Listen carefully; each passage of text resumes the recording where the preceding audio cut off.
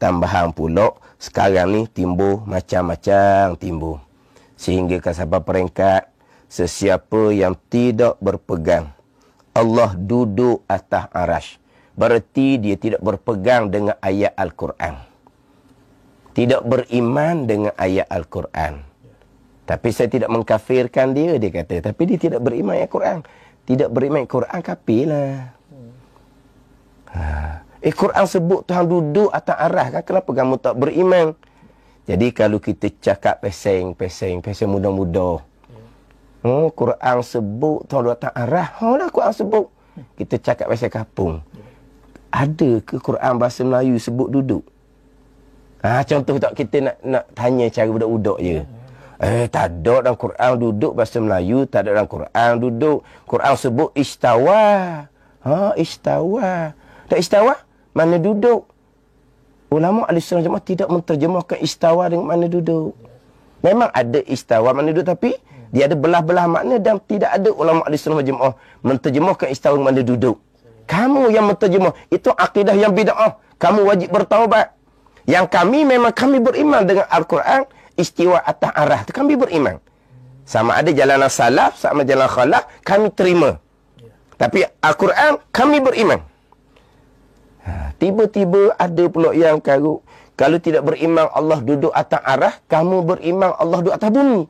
Kita tidak menyabitkan Allah tempat kepada Allah di arah ke, di bumi ke. Kalau begitu kamu berpegang Allah berada di mana-mana. Mana-mana pun tempat. Kita tidak berpegang mana-mana kepada Allah Subhanahu wa ta'ala. Bukan kita dengar orang bercakap, Allah ada di mana-mana. Tu kita kena nasihat ke dia. Jangan duk cakap gitu. Sebab, kalau kata Allah berada di mana-mana, apa maksud? Bertempat. Bertempat satu. Seolah-olahnya macam banyak. Pasti tidak. Tidak ada orang Islam berpegang Allah banyak. Kalau kata malaikat ada di mana-mana, syaitan ada di mana-mana. Sebab apa? Sebab banyak. Gitulah.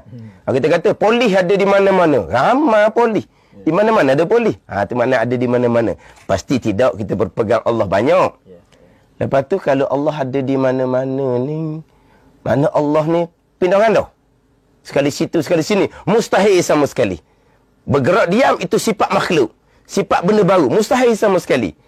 Dah awak kata tu maksudnya apa? Allah ada di mana-mana. Maksud saya Allah Ta'ala tahu. Royak tahu sudah. Yang royak Allah ada di mana-mana. Sebab percakapan ni percakapan yang salah. Tapi pegangan dia tak berpegang Allah banyak. Mustahil orang Islam berpegang Allah banyak. Dan dia pun pasti tidak berpegang Allah berpindah randa. Dia berpegang Allah tahu.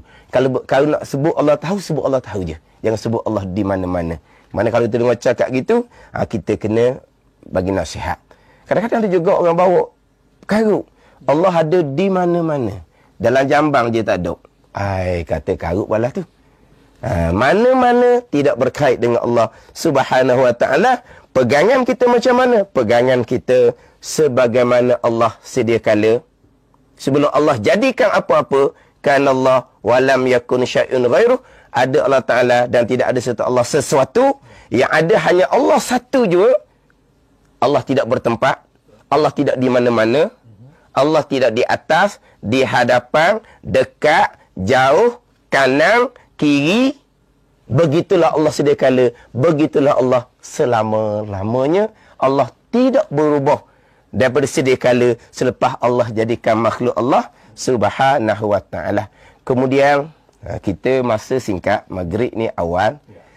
Jadi kalaulah kita masih lagi duk berfikir berkaitan dengan hak istiwa atas arah ni nak pakai zahir, saya minta kepada pendengar contohnya buka Al-Quran, buka surah Al-Hadid ayat yang keempat. Masing-masing buka Al-Quran, baca surah Al-Hadid ayat keempat. Surah Al-Hadid ayat yang keempat. Di awal ayatnya, huwallazi khalaqas samawati wal ard thumma istawa 'alal 'arsy. Di awal ayat. Di hujung ayat, wa huwa ma'akum aynama kuntum wallahu bima ta'maluna basir. Jadi di awal ayat, thumma istawa 'alal 'arsy. Allah bermula ia Allah yang menjadikan langit dan bumi. Kemudian istiwa Allah atas arasy. Di hujung ayat, wa huwa ma'akum aina ma kuntum. Bermula ia Allah bersama kamu di mana kamu berada. Kalau kita pakai zahir, istiwa atas arah, Allah duduk atas arah. Itu mustahil. Di hujung ayat, Allah bersama dengan kamu di mana kamu berada. Allah duduk bumi pula. Kalau pakai zahir. Tak tanakuk panggil, tak belawang gitu. Awal ayat, istiwa atas arah. Duduk atas arah. Mustahil gitu. Tapi di hujung ayat, wahwa ma'akum aina ma kuntum. Bermula Allah Ta'ala bersama dengan kamu di mana kamu berada. Jadi macam di bumi pula. Dah. Macam belawang. Ayat Quran mustahil belawang. Lepas tu macam mana? Huraian ulama di sunnah wal jamaah. Allah istiwa atas arasy.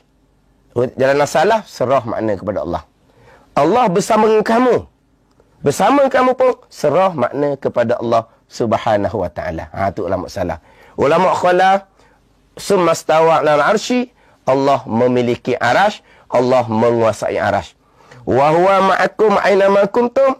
Tuhan bersama dengan kamu di mana kamu berada. Dengan makna apa? Tuhan mengetahui apa-apa yang kamu lakukan. Itu jalanan ulama khalaf.